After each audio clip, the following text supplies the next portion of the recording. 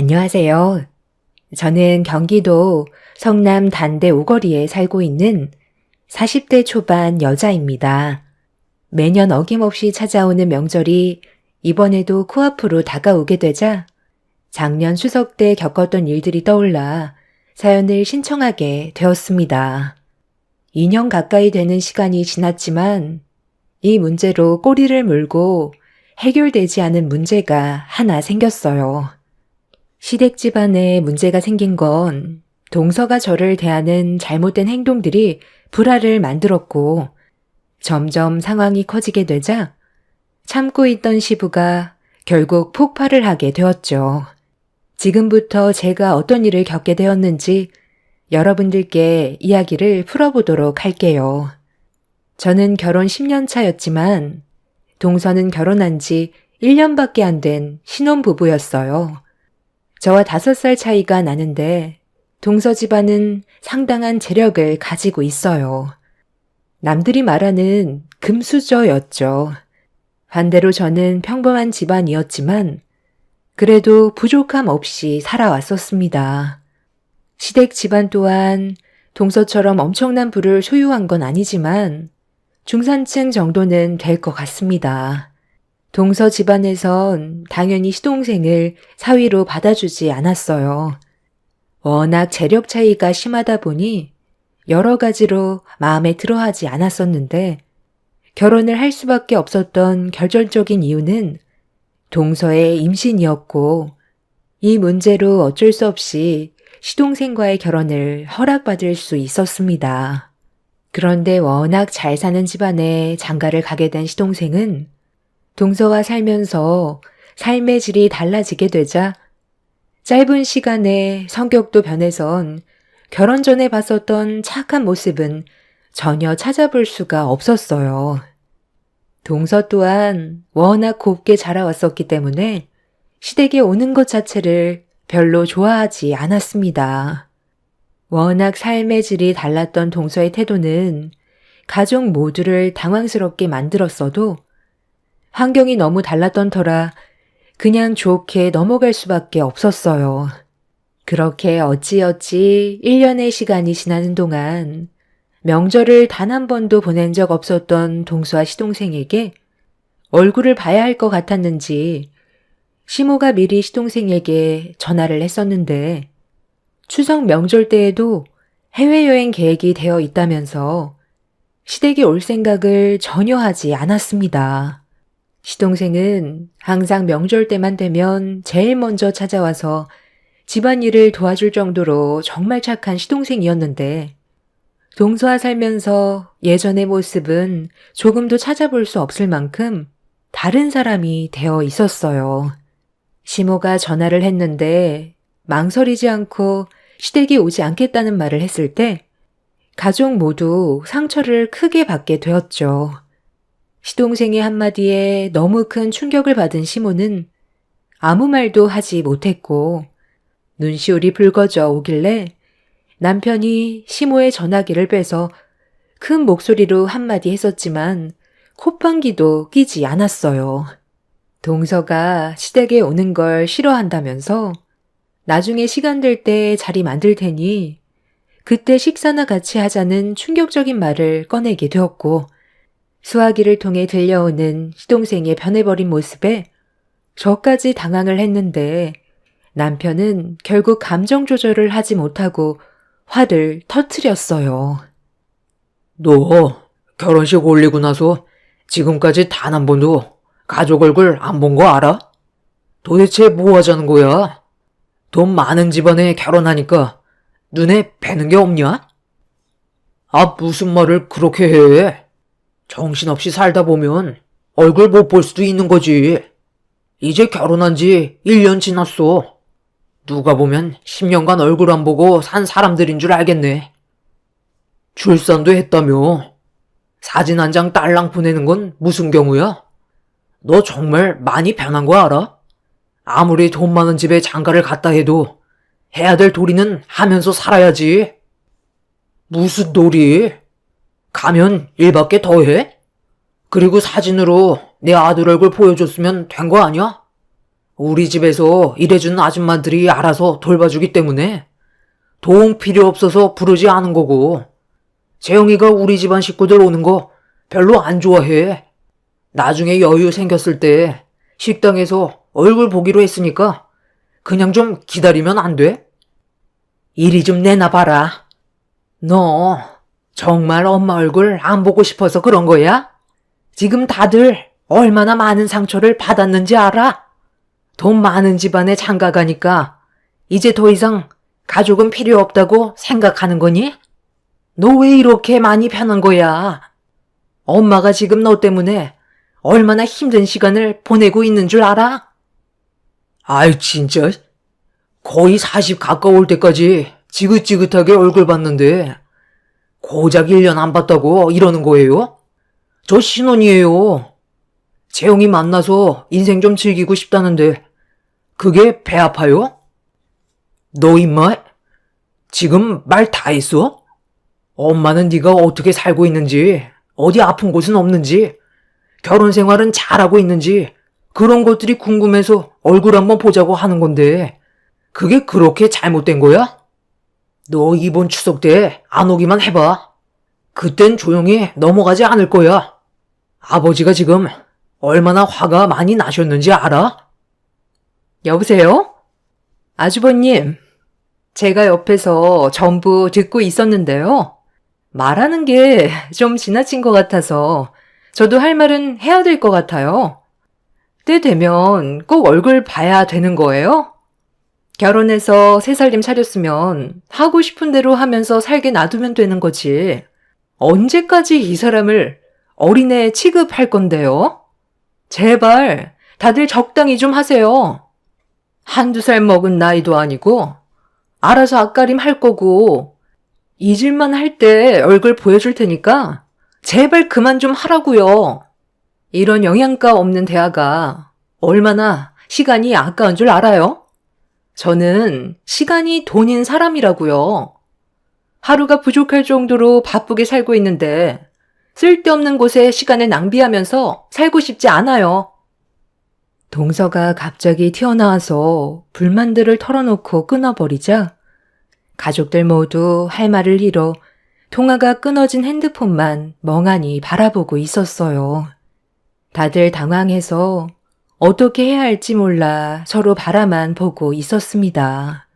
시동생과 대화하고 있는데 동서가 갑자기 튀어나올 거라곤 누구도 예상하지 못했거든요.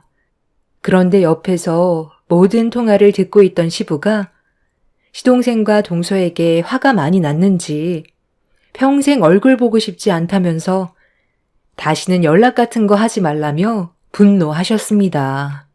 동서와 결혼 이후 180도 변해버린 시동생의 전혀 다른 모습에 실망을 너무 많이 했었던 가족들은 더 이상 어떠한 연락도 하지 않았어요. 그날 이후 가족들은 정신적으로 많이 힘들었는지 예전과 다르게 분위기가 처져 있었고 시동생에게 연락이 올 거라는 기대조차 하지 않고 지냈었는데 명절 당일 가족 모두 모여 있는데 상당히 비싸 보이는 고가의 외제 차량 한 대가 대문 앞에 주차하더니 동서와 시동생이 차에서 내리고 있었습니다. 며칠 전까지만 해도 오지 않겠다며 전화통화로 난리를 쳐놓고 아무렇지도 않게 마당으로 걸어오고 있는 시동생 내외를 보고 있는데 반갑거나 좋은 시선으로 바라볼 수는 없었어요. 아휴, 이게 집이야? 툭 치면 무너질 것처럼 낡아 빠진 이런 집에서 어떻게 살았대? 오늘이 마지막인 거 알지? 다시는 여기 올 일 없을 거야. 집안 관리가 전혀 안 되어 있잖아. 이런 곳에 찐득이도 많을 텐데. 나 물리는 건 아니겠지? 당신이랑 결혼하겠다고 인사드렸을 때 식당에서 얼굴 보길 정말 잘했지. 해외여행 일정 하루 미룬 거니까 당신이 하고 싶은 말 확실하게 전달하고 관계 정리해. 집안도 보나봐나 엄청 더러울 것 같은데. 시골집이 다 그렇지 뭐. 몇 시간만 참아. 용건만 간단히 하고 가기로 했잖아. 이렇게 해야 나도 미련 없이 떠날 수 있지 않겠소? 사는 게 왜 이렇게 피곤한지. 찝찝해서 두 다리 뻗고 잠을 못 자겠더라. 아버지, 어머니, 저 왔어요. 정말 오래간만이죠? 한 1년 만인데 크게 달라진 건 없네요. 연락도 없이 갑자기 찾아와서 놀랐어요. 하도 얼굴 좀 보자고 그래서 잠깐 짬내서 왔어요. 얼마 있지 못하니까 용건만 간단히 할게요. 일단 마당에서 대화하는 것보단 들어가는 게 좋겠죠? 가족 모두 할 말을 잃어버려 시동생 내외를 멍하니 바라만 보고 있었는데 동서는 명절 음식을 만들기 위해 준비하고 있는 저희들을 내려다보면서 인사는 하지 않고 시동생을 따라 집 안으로 먼저 들어갔습니다. 시부는 오늘 잘 걸렸다며 가만두지 않겠다고 양팔 소매를 걷어 올리는데 시모는 흥분한 시부를 진정시키면서 일단 무슨 말을 하려는지 드러나 보자고 집으로 서둘러 들어갔어요. 그리고 뒤이어 아무 말 없이 시모의 뒤를 따르자 시부도 화를 억누르며 집으로 들어갔습니다. 시동생 내외가 거실에 앉아 있는데 동서는 집안을 두리번거리면서 불쾌해하는 눈빛으로 시댁에 잠깐 있는 것조차 싫어하고 있었습니다. 이런 집에서 그동안 어떻게 살아온 거야?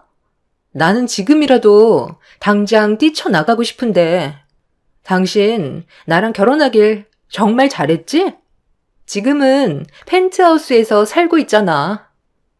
그러니까 내가 너 만나서 인생 역전했지 뭐. 아, 그렇게 보고만 있지 마시고 일단 앉으세요. 할 얘기가 좀 있거든요. 연락도 없이 찾아와서 많이 놀라셨어요? 갑자기 일정이 좀 바뀌는 바람에 그 시간 어떻게 활용할까 생각하다가 저번에 통화한 것도 생각나고 오늘이 명절이라서 잠깐 할 말이 좀 있어서 갑자기 찾아왔어요. 일단 이것부터 받으세요. 아, 별거 아니에요. 용돈이나 하시라고 좀 챙겨 넣었으니까 그걸로 그동안 못 하셨던 거 하세요. 여행도 좀 다니시고요. 이제 농사일 같은 거 그만해도 되잖아요. 지겹지도 않으세요? 아니면 이 낡아빠진 집 처분하고 시내로 들어오시던지 하면 되겠네요. 잘 지내고 있는 얼굴 봤으니까 이제 됐죠? 너 지금 뭐 하자는 거야? 혼자 멋대로 찾아와서 돈 봉투 올려놓으면 끝인 거야? 도대체 1년 동안 뭘 어떻게 살아왔길래 이렇게까지 변한 거야? 원래 사람은 환경에 맞게 변화되게끔 만들어진 거 아니에요? 저에게 주어진 삶에 최선을 다하며 사는 건데 그게 뭐가 문제라는 거예요? 저번에도 똑같은 말씀 하시던데 저 예전에 제가 아니에요. 지금 걸치고 있는 것만 봐도 모르겠어요? 완전히 다른 사람으로 살아가고 있다고요. 그리고 결혼을 했으면 현재의 가정에 충실하면 되는 거지. 하루가 모자랄 정도로 시간이 부족한데 꼭 얼굴 봐야 돼요? 서로 잘 살고 있는 것만 확인하면 되는 거지. 이 먼 시골 깡촌까지 들어와야 하냐고요. 전화 통화하는 것조차 저에게는 아까운 시간이기 때문에 그렇게 낭비하고 싶지 않았을 뿐이에요. 저희 신혼이에요. 한창 즐겁게 보낼 시간에 전화해서 언제 얼굴 볼 수 있냐고 계속 보채시면 제 기분이 어떻겠어요? 당연히 좋은 말이 나올 수가 없겠죠. 아마 오늘이 마지막일 거예요. 다시는 이 집구석에 오지 않을 테니까 보고 싶었던 얼굴 보여드렸으니 실컷 보세요. 온 김에 그래도 엄마가 해준 명절 음식 한 숟갈은 뜨고 가야 하지 않겠어요? 용돈으로 2억 넣어드렸는데 그 정도는 해줄 수 있잖아요. 그래도 엄마 음식 솜씨 하나는 비싼 레스토랑에서 먹는 음식 따라갈 수는 없더라고요. 형수님, 저희 엄마 음식 만드는 것 좀 잘 도와주세요. 뭐야? 그건 계획에 없었던 일이잖아. 여기에서 지금 밥을 먹겠다고? 내가 이런 분위기 속에서 음식이 입으로 넘어가겠어? 볼일 끝났으면 그만 일어나면 안 되는 거야? 그래, 볼일 끝났으면 이제 그만 일어나라. 나도 더 이상 너희들 얼굴 보고 싶지 않다. 그리고 이 돈 도로 가져가라. 우리 집안이 거지 집안도 아니고 이딴 돈 구걸하려고 전화한 줄 알아? 내 눈앞에서 썩 꺼져라. 앞으로 네가 어떻게 살든 절대 신경 안 쓸 테니까 2번 다시 연락하지 말거라. 시모가 자리에서 일어나자 시부는 거실 테이블에 올려져 있던 돈 봉투를 주워들어 시동생의 얼굴에 던져버렸어요.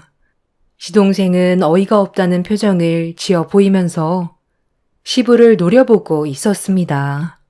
처음 보는 시동생의 달라진 모습은 저희 가족에게 엄청난 상처로 돌아왔고 저 또한 동서내외가 서둘러 나가주길 원하고 있었죠. 그런데 방으로 들어가려던 시모가 몸을 돌리더니 여기까지 왔는데 그냥 돌려보내는 건 예의가 아니라면서 동서 보고 자리에서 일어나라고 하더니 목소리를 높여 주방으로 불렀습니다. 동서는 귀찮다는 얼굴로 툴툴거리면서 자리에서 일어나 주방으로 향하길래 혹시라도 무슨 일이 생기게 될까봐 저도 주방으로 따라 들어갔어요. 네가 우리 집안의 며느리로 들어왔다면 기본적으로 해야 될 도리는 하는 게 맞는 거다. 며느리가 됐으면 당연히 명절 음식 정도는 해봐야 되지 않겠어? 네? 저보고 지금 이 좁아터진 주방에서 전을 부치라고요? 지금까지 살면서 제 손으로 음식 만들어 본 적 단 한 번도 없는데요? 저 그냥 집으로 돌아갈게요. 어딜 돌아가? 돌아오는 건 마음대로 들어왔겠지만 나가는 건 내 허락 없이 절대 안 된다. 머리채 뜯기고 싶지 않으면 시키는 대로 해라. 알겠니? 시모는 동서에게 앞치마를 던지더니 뒤집개를 강제로 손에 쥐어줬어요. 그리곤 저에게 전 부치는 방법 좀 알려주라면서 주방에서 나가셨는데 혈압이 많이 오르셨는지 휘청거리시며 방으로 들어가셨습니다. 동서는 화가 잔뜩 올라온 얼굴로 흥분을 가라앉히지 못했고 시동생이 뭐 하는 거냐고 소리를 지르자 남편과 시부가 더 큰 목소리로 시동생에게 화를 냈어요. 분위기가 점점 심각해지고 있는데도 동서는 눈치 없이 상황 파악을 전혀 하지 못하고 시선이 거실로 향한 저에게 발로 제 다리를 툭툭 치더니 갑자기 어이없는 말을 꺼냈고 그 말을 듣게 된 저는 할 말을 잃어버려 동서를 멍하니 바라만 보고 있었습니다. 형님, 내가 왜 이런 대우를 왜 도대체 받아야 되는 거예요? 용돈으로 2억이나 지어줬으면 떠받들어야 되는 게 당연한 거잖아요. 나보고 지금 전을 부치라는 게 말이 돼요? 그 애한테 듣기론 형님 월세 산다면서요? 한 달에 60만 원씩 매달 나간다고 들었는데 나 대신 전 붙여주면 지금 이 자리에서 월세 60만 원 바로 싸드릴게. 그러니 형님이 나 대신 전 좀 붙여요. 맨날 하던 짓일 텐데 괜찮은 조건 아닌가? 그냥 시원하게 100만 원으로 맞춰줄 테니 명절 한상 제대로 좀 차려봐요. 이왕 온 김에 나도 그이가 먹고 싶다던 명절 음식 얼마나 맛있는지 젓가락 좀 올려보게요. 그럼 그렇게 알고 나는 잠깐 차에 좀 들어가 있어도 되는 거죠? 집이 하나도 관리가 안 되어 있어서 당장이라도 무너질 것 같아 너무 무섭거든요. 그럼 부탁 좀 할 테니까 서둘러 준비해 주세요. 우리가 시간이 많지 않아서요. 듣자 하니까 아주 개념 없는 며느리가 우리 집안으로 들어왔구먼. 처음에는 상당히 격식 있어 보이고 배운 사람 같아서 내 아들과 결혼을 허락했는데 완전 밑바닥부터 다시 배워야 될 정도로 인성교육이 빵점이네. 너는 도대체 저런 골빈 여자가 뭐가 좋다고 쫓아다녀서 결혼까지 한 거야? 배울 점이라곤 하나도 없는데 돈 좀 있는 집안에 혹해서 인생을 망치냐? 너희들이 얼마나 오래 갈 것 같은데? 돈 많은 집안들일수록 사람 알길 우습게 한다는데 너라고 다를 것 같아? 네가 우리 집안에 며느리로 들어왔으면 당연히 해야 될 일인데 그걸 지금 누구한테 시키는 거야? 얘가 누군지 알고 건방지게 니년이 우리 큰며느리한테 전을 붙이라고 명령을 해? 너는 절대 할 수 없는 일을 우리 큰며느리는 내 큰아들을 위해 한 채의 망설임도 없이 간을 떼고 줬다고. 돈이 중요한 게 아니라 사람의 마음이 중요한 거야. 돈이면 단 줄 알아? 니년이 전부 다 해라. 오늘 주방에 있는 음식 다 만들지 못하면 집 밖으로 절대 나가지 못하니까 그런 줄 알아?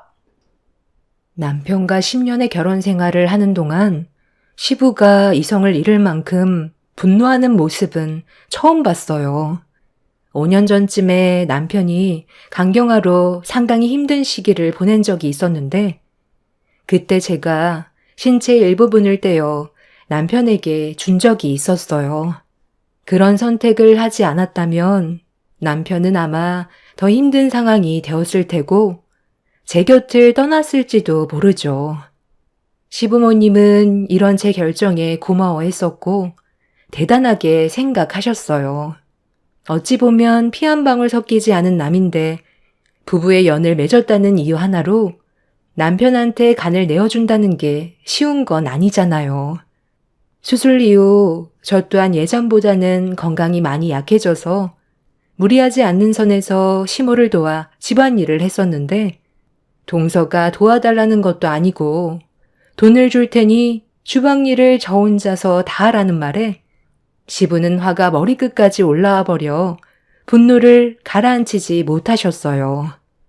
동서는 시부의 기에 눌려 어쩔 줄 몰라 하고 있었고 시동생은 동서한테 뭐라고 한마디 했다고 시부에게 온갖 막말을 퍼부었습니다. 결국 남편이 시동생의 얼굴에 주먹을 날렸고 시동생 또한 남편을 향해 주먹을 올렸습니다. 순식간에 아수라장이 되어버리자 방에 들어가 있던 시모는 시동생 내외한테 소리치며 다시는 어떠한 연락도 하지 말라고 밖으로 쫓아내 버렸어요.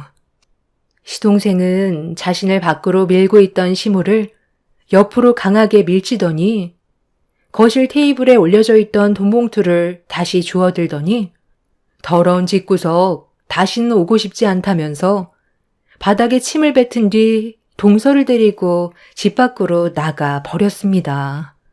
시동생에게 밀쳐져 옆으로 넘어진 시모는 오열을 했고 순식간에 벌어진 상황들에 정신적인 충격이 상당했는지 시부와 남편도 그 자리에 주저앉아 넋이 나간 얼굴을 하고 있었어요.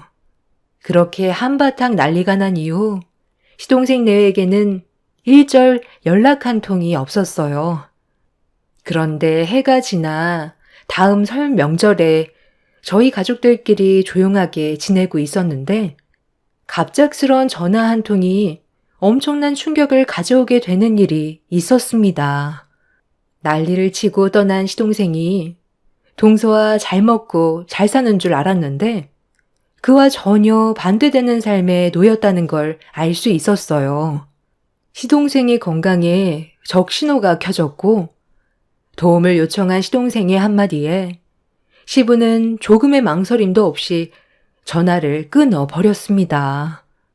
절대로 도와줄 일 없을 거라고 말은 그렇게 하셨지만 눈동자는 현재의 상황이 상당히 혼란스럽다는 걸 보여주고 있었습니다. 시동생은 충격적이게도 신장암으로 이미 심각해질 정도까지 문제가 커진 상태였어요.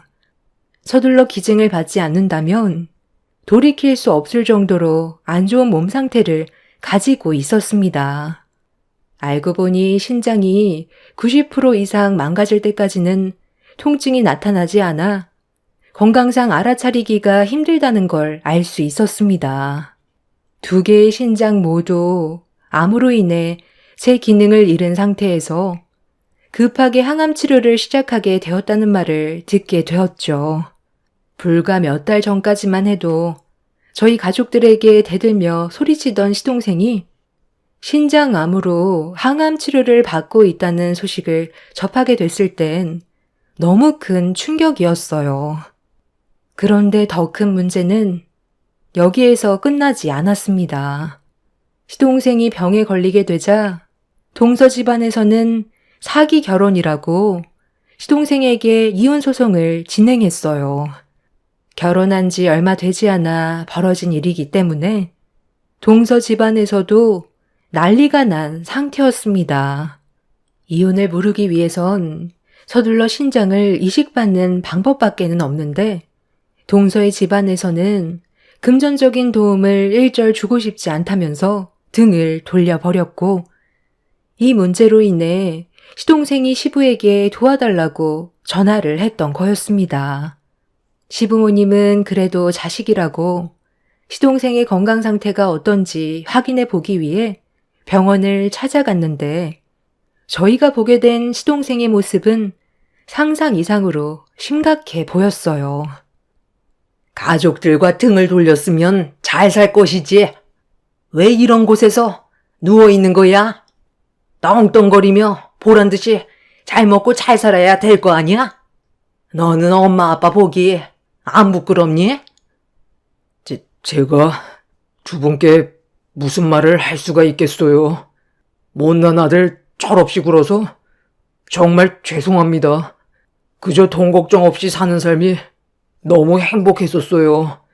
돈에 취해 기본적으로 당연히 해야 될 것들도 하고 싶지가 않았어요.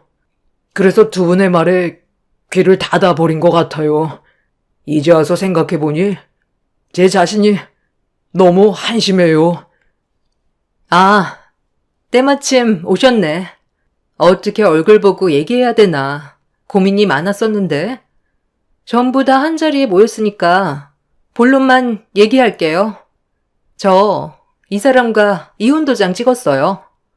지금도 진짜 화가 많이 나지만 그래도 제가 사랑했던 사람이고 잠깐 같이 살면서 정도 많이 들었기 때문에 조용히 넘어가 주는 거니까 저한테 감사해야 될 거예요.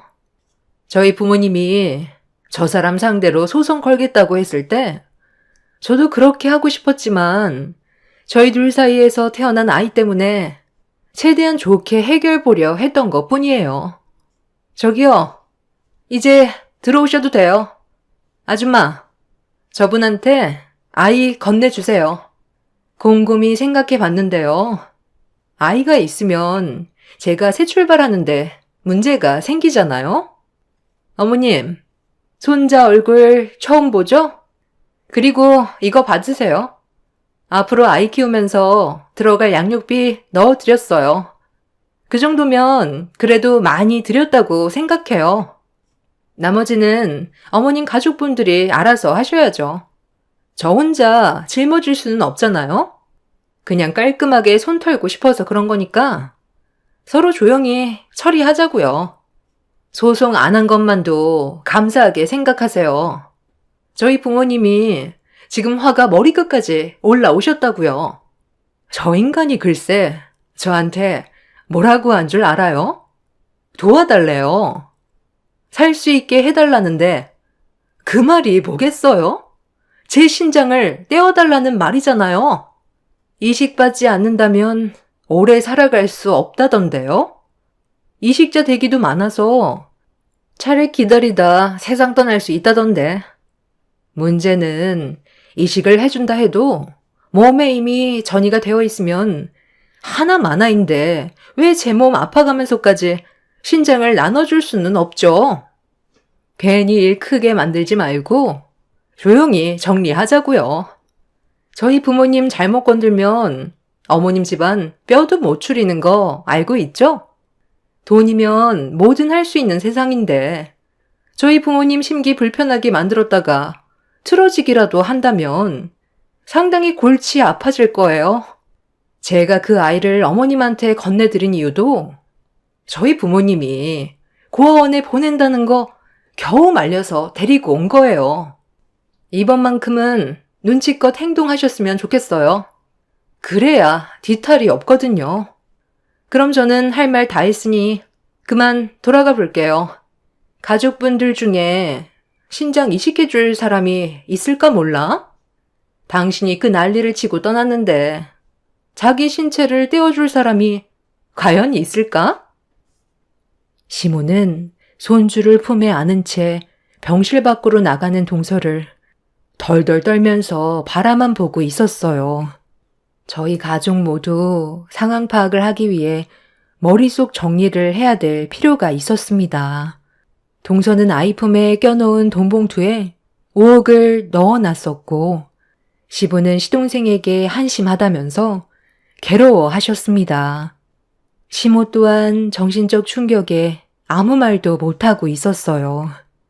시동생은 계속해서 죄송하다는 말만 반복했고 결국 아이는 시부모님이 돌보게 되었습니다. 이미 이혼 도장까지 찍은 마당에 일을 더 크게 만드는 건 저희 가족들이 불리해질 거라는 걸 뻔히 알고 있기 때문에 문제를 키우고 싶지 않았어요. 시부모님은 그래도 자식이라고 시동생을 살리기 위해 치료에 필요한 건 적극적으로 도와주셨지만 시동생의 건강은 시간이 지날수록 점점 악화가 되어가고 있었습니다. 신장을 언제 이식받게 될지도 모를 상황이라 고민 끝에 시부는 신장을 나눠주기로 결심을 하셨습니다. 가족 간 이식이 제일 좋은 방법이긴 하지만 시부의 연세가 있어서 망설일 수밖에 없었는데 시동생의 건강이 날이 가면 갈수록 안 좋아져서 결국 평소 몸 관리를 철저히 하셨던 시부가 이식을 해주기로 결정하게 되었습니다. 가족 모두 걱정을 하고 있지만 치료가 무사히 잘 끝나길 간절히 바라고 있습니다. 이번 추석이 지나면 바로 수술에 들어가게 될 텐데 모두가 무사히 성공적으로 잘 해결됐으면 좋겠어요. 그리고 아주 잠깐이었지만 동서였던 그 여자는 저번 달에 음주운전으로 역주행을 하다가 트럭과 정면 충돌을 하게 되는 큰 사고를 당했다고 들었습니다. 목숨은 건졌지만 반신불구라고 하더라고요. 하는 짓을 보면 언젠간 그런 일이 터질 것 같은 느낌은 들었지만 막상 이런 소식을 접하게 되니 많이 놀라긴 했어요. 사고 소식을 듣고 건강이 안 좋은 시동생은 울다 웃다 한참을 정신 나간 사람처럼 오열했어요. 아무래도 복잡 미묘한 마음에 지난날에 대해 깨닫게 되지 않았나 생각이 듭니다. 이번 일을 통해서 여러 가지로 많은 생각을 하게 됐어요. 그리고 가족의 소중함도 다시 한번 깨닫게 되었습니다. 시동생도 정신 차렸으니 앞으로 저희 가족에게 더는 불행이 찾아오지 않았으면 좋겠어요. 이번 수술이 성공적으로 끝나 모두가 서로 웃으면서 다시 예전처럼 돌아왔으면 좋겠네요. 제 사연 들어주셔서 정말 감사합니다. 안녕하세요. 저는 30대 여자입니다. 지금 너무 혼란스럽고 도저히 믿을 수 없는 상황들 때문에 사연을 신청하게 되었습니다. 저 혼자선 감당할 수 없을 정도로 너무 큰 충격을 받아서 그런지 아직까지도 온몸이 진정이 되지 않고 있어요. 수전증 마냥 키보드 위에 올려놓은 손이 떨려오고 있는 중이지만 용기 내서 현재 제 상황에 대해 풀어보도록 하겠습니다. 남편과 결혼 생활을 한 지 2년 정도 되었는데요. 시댁 식구들과 전혀 문제되는 건 없었고 완만한 관계를 유지해오고 있었어요. 남들처럼 평범하게 살아오던 제 삶에 갑자기 변화가 찾아온 건 어느 날 아주버님이 결혼할 여자가 생겼다는 말을 듣게 됐을 때부터였어요. 하버드 출신의 외국에서 꽤 이름 있는 회사에 근무를 하다가 최근에 국내로 들어와 새로운 사업을 시작하고 있는 중이라며 상당히 능력이 좋은 여자와 결혼을 하겠다는 말을 꺼냈었죠. 아주버님의 나이가 저와 10살이 넘게 차이가 나는 편이라 상당히 늦은 나이에 결혼을 하게 되는 거였지만 그래도 좋은 분을 만나 결혼까지 바라보는 모습을 보니 정말 신기하더라고요. 평생 결혼은 안 할 것 같았던 아주버님이 여자를 데려온 것도 놀랄 일이었죠. 오로지 일밖에 모르는 성격이라 온 가족이 아주버님의 말을 들었을 때 입을 다물지 못했었어요. 아주버님의 삶은 성공적인 인생이었는데도 결혼은 생각조차 하지 않았어요. 가족들과 함께 시간을 보내는 걸 더 중요시 생각했었고 자기 개발에 더 많은 시간을 투자했던 사람이라 결혼은 아예 관심조차 없는 줄 알았습니다. 그런데 갑자기 시부모님 앞에서 결혼하고 싶은 여자가 있다고 하니 얼마나 놀랍고 기분이 좋았겠어요. 문제는 아주버님의 결혼 통보가 시부모님한테는 예민하게 다가왔는지 제가 시댁 집안의 며느리라는 걸 좀 껄끄럽게 생각하고 있는 것 같았어요. 평소와 다른 분위기와 시댁 식구들의 태도에 저 또한 그런 점들이 서운하게 다가왔었습니다. 하지만 최대한 내색하지 않았어요. 그동안 힘들게 쌓아왔던 시댁과의 관계가 무너지는 걸 원하지 않았던 저는 여러 가지 상황들을 최대한 좋게 해결하려고 했어요. 이번 주 주말에 내 큰아들과 진지하게 결혼을 생각한 여자가 인사 올 예정인데 아무래도 네가 그 자리는 좀 피해주는 게 좋겠다. 우리 집안의 며느리가 될 사람이 하버드 출신이라는데 너는 중졸밖에 안 나왔으니 그걸 안 좋은 시선으로 볼 수도 있을 거 아니야. 사람마다 생각하는 게 달라서 그런 것들을 흠으로 생각할지도 모른다. 너 하나 때문에 우리 큰아들 결혼하는데 걸림돌이 되는 걸 원하지 않아서 최대한 조심하려는 거니. 시애미 말에 불만을 안 가졌으면 좋겠구나.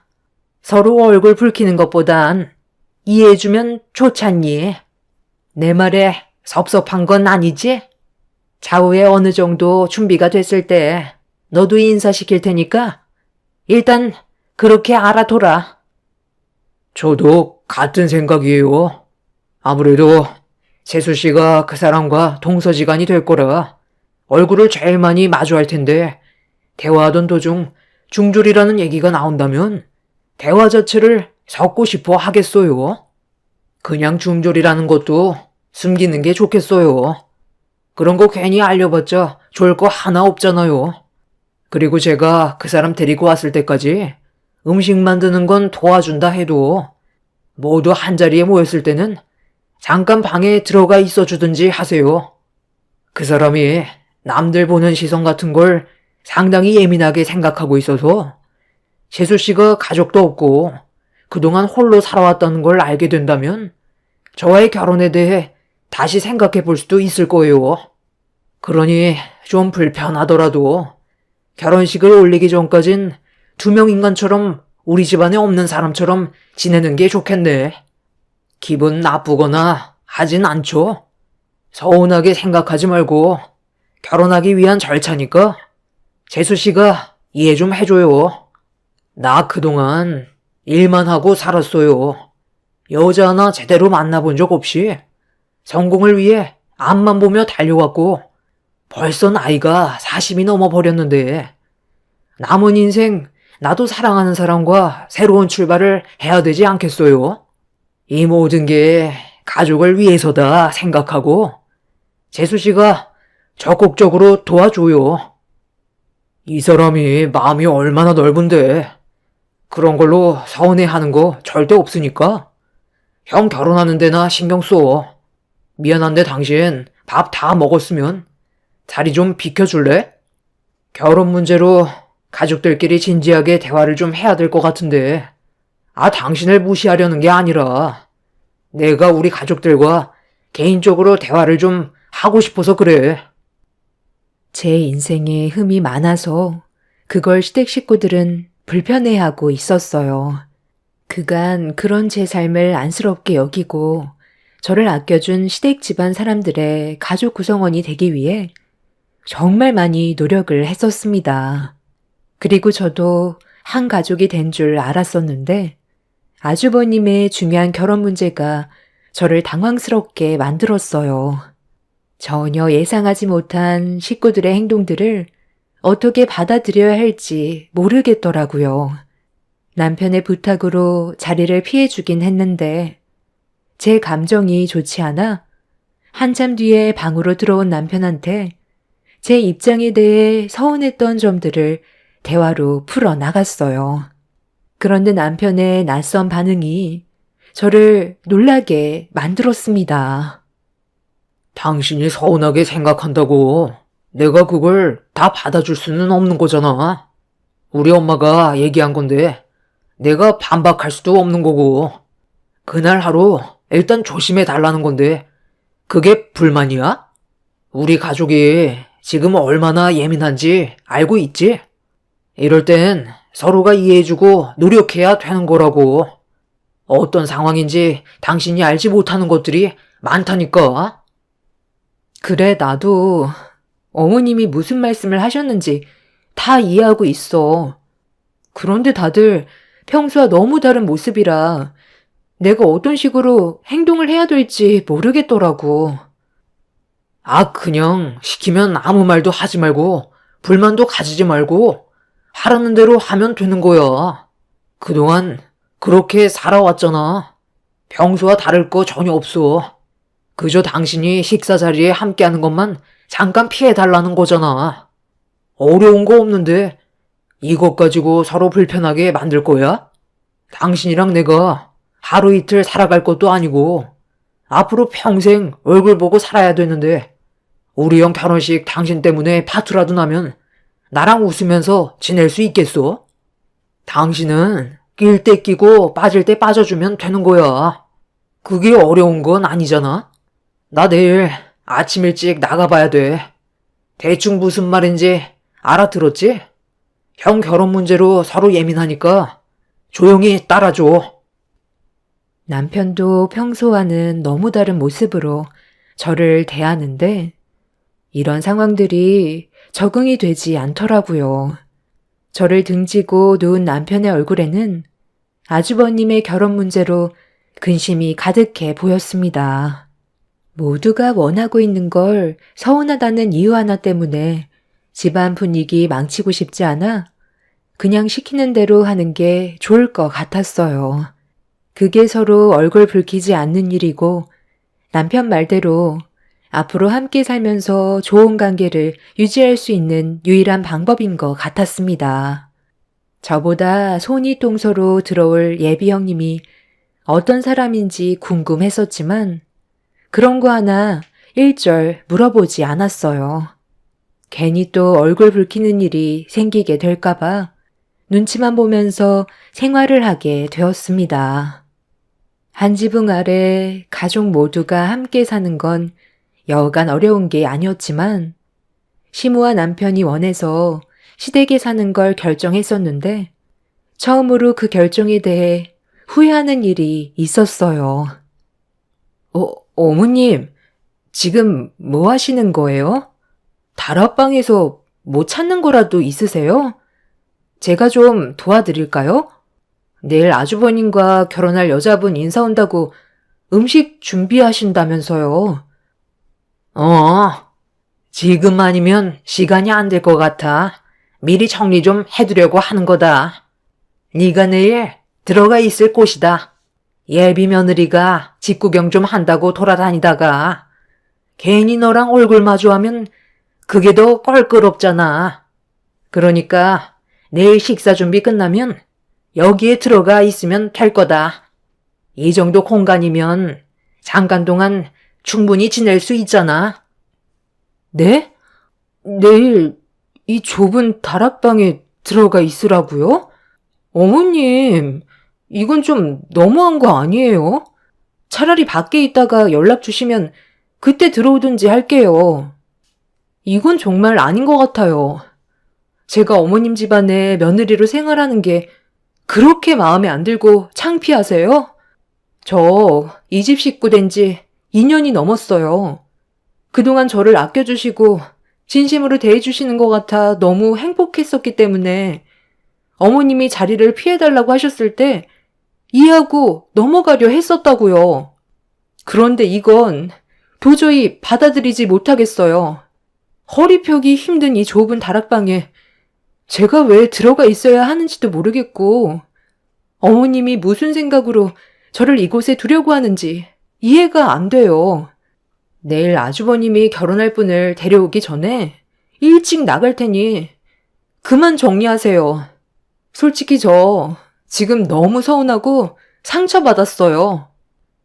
그래서 여기에 안 들어가겠다고? 너 지금 희애미 말 무시하는 거니? 다 생각이 있으니까 이러는 거지. 쓸데없이 이곳을 정리하겠어?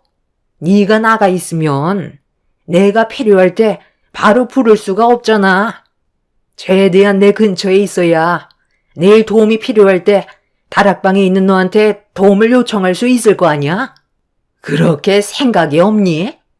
며칠 전에 내가 분명 얘기했을 텐데 쓸데없는 생각하지 말고 시키는 것만 잘하면 된다고 말했던 거 기억 안 나? 나도 이러고 싶지 않지만 상황이 어떻게 될지 모르잖아. 그래도 이건 아닌 것 같아요. 제가 언제 어머님이 시키는 거 거절한 적 있었나요? 단 한 번도 없었고 여태껏 정말 열심히 살아왔었어요.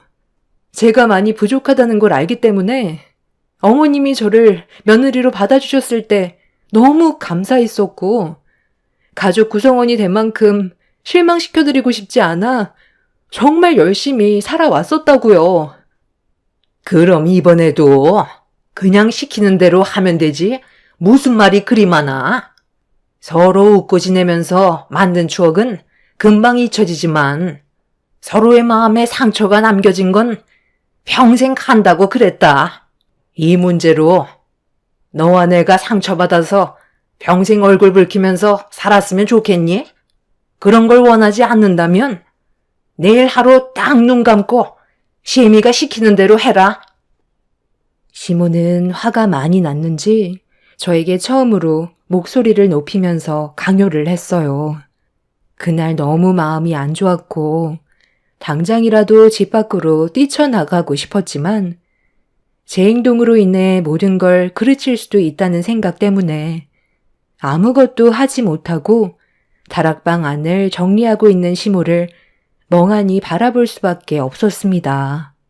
이 문제로 퇴근하고 집에 들어온 남편과 진지하게 대화를 이어나갔는데 남편 역시 시모가 시키는 대로 하면 아무 일도 일어나지 않는다고 다락방 안에도 힘들게 청소했으니 그날 하루 눈 딱 감고 시모의 말을 따르길 원하고 있었습니다.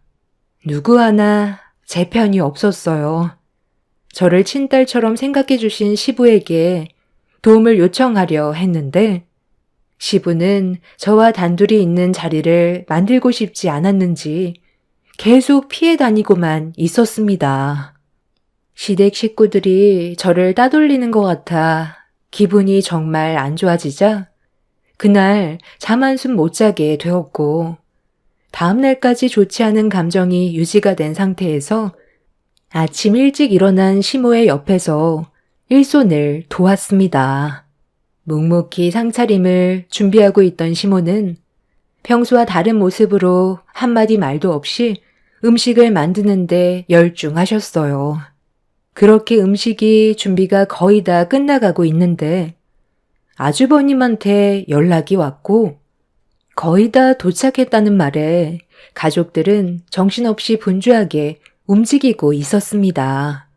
저는 그 모습을 멍하니 바라만 보고 있었고 뒤이어 초인종 소리가 집안에 울려 퍼지자 시모는 갑자기 제 손목을 콱 움켜쥐더니 다락방으로 끌고 갔습니다. 제가 들어가지 않으려 하자 남편이 뛰어오면서 시모를 도와 저를 다락방 안으로 밀어 넣었어요. 시모는 예비 손윗동서가 될 형님이 갈 때까지 찍소리 하지 말고 있으라며 연락 줄 때까지 다락방에서 나오지 못하게 했어요. 그리고 뒤이어 아주버님과 함께 온 여성분의 목소리가 집안에 울려 퍼졌고 시모와 남편은 급하게 거실로 내려가 인사를 주고받으면서 주방으로 걸어가는 소리가 들렸습니다. 처음 겪어보는 상황이라 어떻게 해야 될지 모르겠더군요. 제가 왜 이런 대우를 받아야 하는지 이해할 수가 없어 다락방에 있는 저 또한 점점 화가 치밀었고 다락방 안이 너무 좁아 답답하게 느껴지자 숨이 턱턱 막혀와 다락방 문을 조심스럽게 열었습니다. 어느 정도 공기가 순환이 되자 그제서야 제 기분이 좀 가라앉을 수 있었는데 주방에서 서로 웃으면서 주고받는 대화 소리가 들렸어요. 그런데 갑자기 웃고 떠들던 대화 소리가 끊기더니 한참 동안 침묵이 흘렀고 좀 전까지 좋았던 분위기와는 전혀 다른 방향으로 흘러가기 시작했어요. 그리고 남편은 예비 형님한테 당장 경찰서에 신고하겠다며 목소리를 높였습니다. 분위기가 심각하게 흘러가는 것 같아 무슨 상황인지 파악을 하기 위해 다락방에서 나온 저는 위에서 주방 쪽을 바라보고 있는데 시댁 식구들과 예비 형님의 대화 내용에 경악을 했고 왜 이런 상황을 만들었는지 그제서야 이해할 수가 있었어요. 지금 이게 뭐 하는 짓이야? 이 사진을 나한테 보여주는 이유가 뭔데? 다시 한번 말하지만 나는 사진 속 여자를 처음 봤고 전혀 모르는 사실이라고.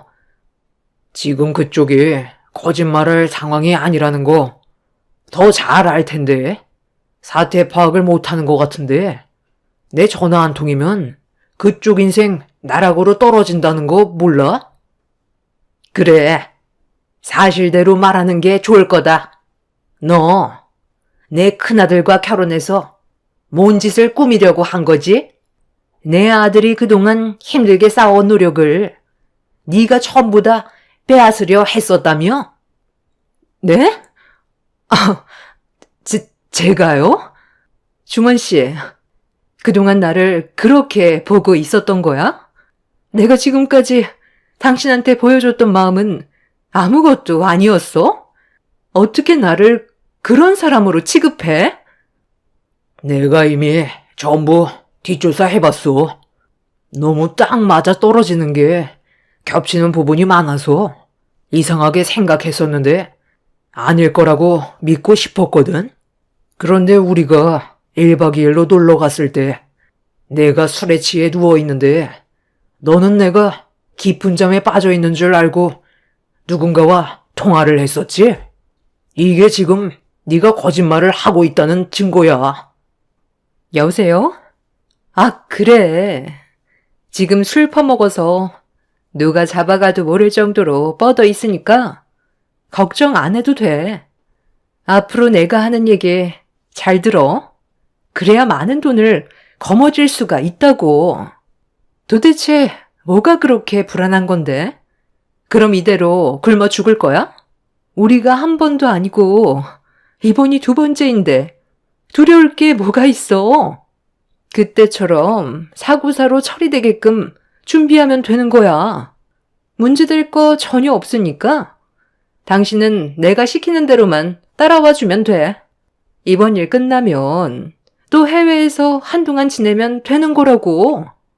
나 덕분에 당신이 그동안 편하게 살아왔다는 거 잊지 마.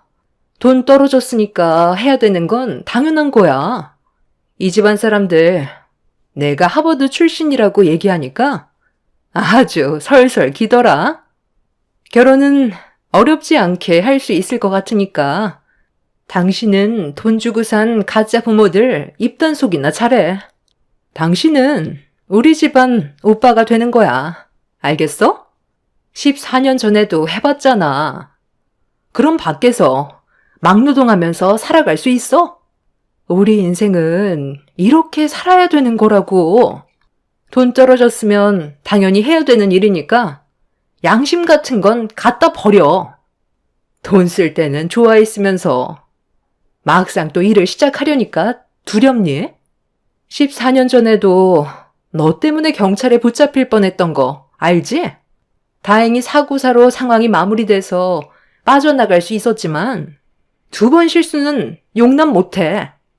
중학생밖에 안 됐던 그 아이가 불쌍하다고 데려가겠다는 말을 했을 때 내가 얼마나 놀랐는지 알아? 나는 솔직히 그때 그 애도 같이 작업하고 싶었다고. 요즘은 그때랑 달라. 조금이라도 망설였다간 우리 둘의 인생이 끝날 수도 있는 거야. 다시 한번 말하지만 마음 단단히 잡아. 아주버님과 결혼을 하겠다던 여자가 정체 모를 남자와 통한 내용을 재생시켰는데 온몸에 소름이 돋았어요. 아주버님의 재력이 탐나서 돈을 갈취하기 위해 계획적으로 접근한 것도 충격인데 더 큰 문제는 14년 전에 있었던 일들에 대해 그 여자가 꺼냈던 말들이 제가 겪었던 14년 전의 일과 너무 똑같아 소름이 돋았습니다. 저는 여자의 얼굴을 확인하기 위해 다락방에서 내려와 천천히 계단으로 걸어 내려가고 있는데 아주버님이 하는 말에 그 자리에서 주저앉아 버렸습니다. 내가 왜 너를 이 집에 끌어들였는지 알아? 내 목숨을 앗아가려고 계획을 했다는 걸 용서하고 싶지 않아. 법적 처벌을 위해 데려온 것도 있지만 그것보다 더 중요한 일이 있거든. 14년 전에 네가 한 짓들이 우리 집안의 가족이 된 재수 씨가 겪었던 과거와 너무 똑같았거든. 그래서 확인해 보려고 너를 끌어들인 거야. 이 사진 속에 있는 아이 누군지 알지? 옆에 있는 사람이 그때 당시에 너랑 결혼한 사람이었고, 그리고 옆에 있는 사람은 너잖아. 여기 사진 속 가운데 있는 아이가 지금은 우리와 한 식구가 된 재수 씨거든. 왜? 사진을 보니까 많이 놀랐어? 네가 저지른 잘못된 행동을 재수 씨는 전혀 알지 못하고 있던데? 14년 전 일이라 경찰들이 단순 사고사라고 해서 그렇게 넘어갔었겠지. 그런데 네가 그 집안의 재산을 전부 다 가지고 해외로 날라 버렸다면서? 이제 좀 솔직해지는 게 어때? 그럼 지금 이 집에서 나를 지켜보고 있다는 말이네? 내가 누군지 확실하게 알기 위해서 몰래 숨겨놓고 있다는 말이잖아? 너희들 뭔가 착각하고 있는 것 같은데 14년 전에 있었던 일들은 과거의 경찰들도 사고사로 인정한 부분이야. 벌써 한참 지난 일이라 지금 와서 그때의 일을 뒤집을 수는 없는 거라고. 나 지금 상당히 불쾌하거든? 사람을 이런 식으로 모함해? 그럼 직접 들어보면 되겠네. 애기씨, 지금 보고 있는 거 다 아니까 그만 나와요. 나 알죠? 무서워서 못 나오고 있는 거예요? 당장 나와서 네가 해명을 해야 내 억울함이 풀릴 거 아냐.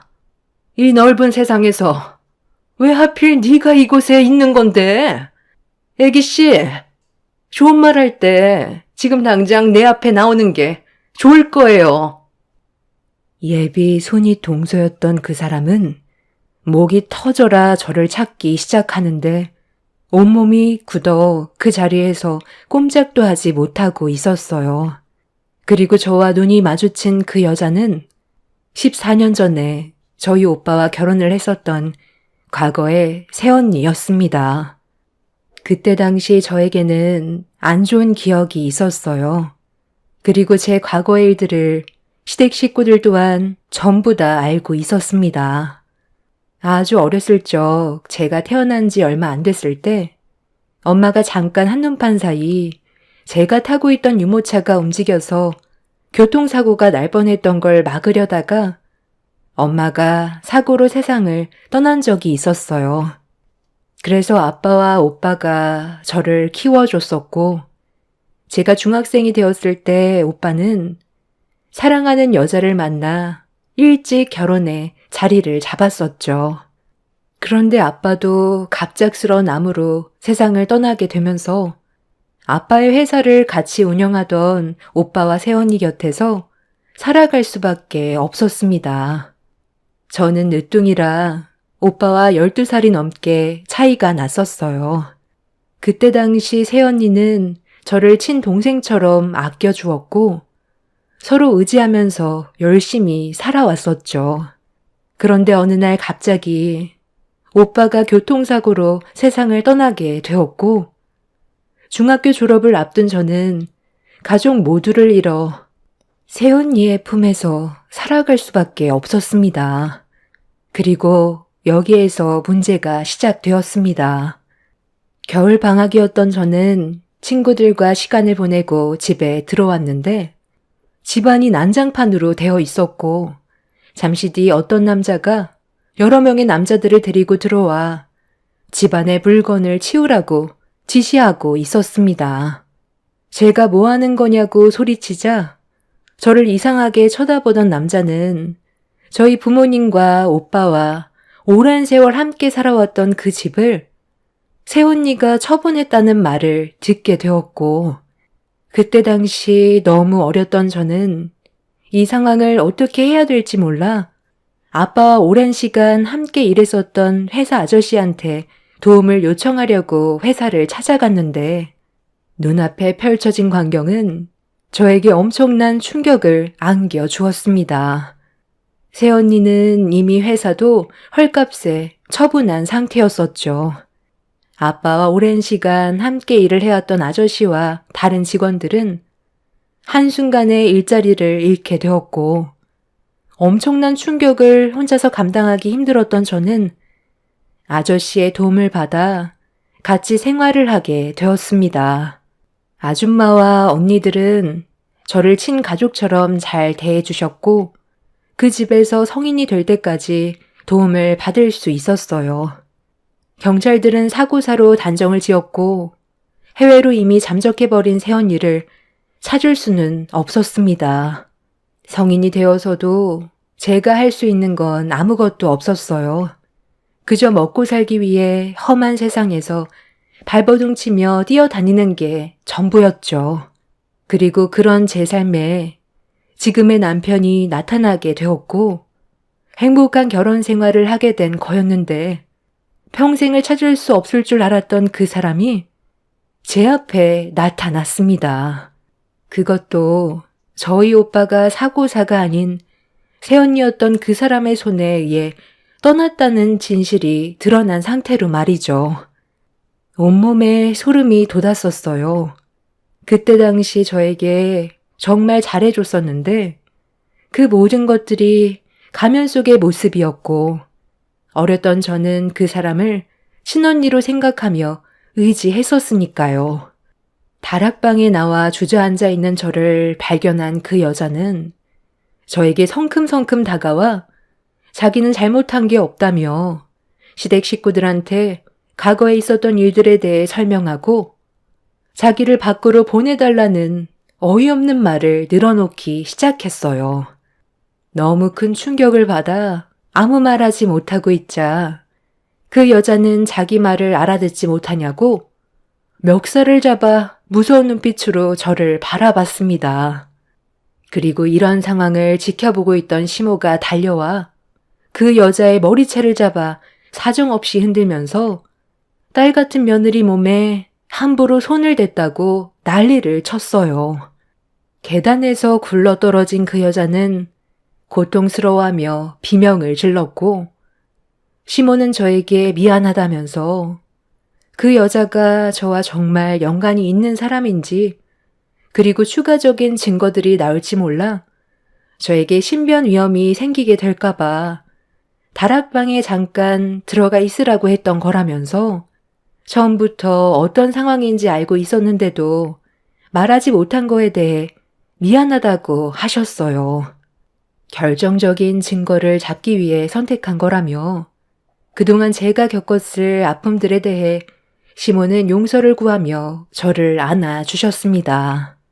남편은 쓰러져서 일어나지 못하고 있는 그 여자를 바라보며 경찰서에 신고를 했어요.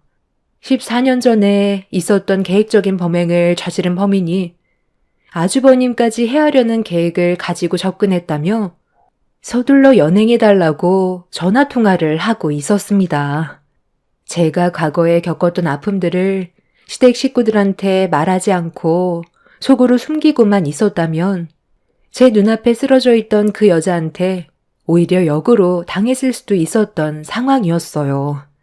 제가 어떤 삶을 살아왔는지 전부 다 알고 있었기 때문에 시댁 식구들은 저를 지키기 위해 모든 게 확실해질 때까지 말을 하지 않았던 거고 저를 안전하게 지켜줄 수 있었습니다. 그리고 그 여자가 전화통화했던 그 남자도 결국 붙잡히게 되었고 저는 14년 전에 범행을 저지른 범인들을 이제서야 처벌을 내릴 수 있게 되었습니다. 오빠를 세상 떠나게 하고 모든 재산을 가지고 해외로 도망간 그 여자는 징역 20년 이상 선고받게 될 확률이 크다는 말을 들을 수 있었어요. 과거에 했던 잘못과 또 현재의 추가적인 계획 범행을 저지르려는 행동들이 재질이 안 좋다고 생각해 형벌은 무거워질 것 같습니다.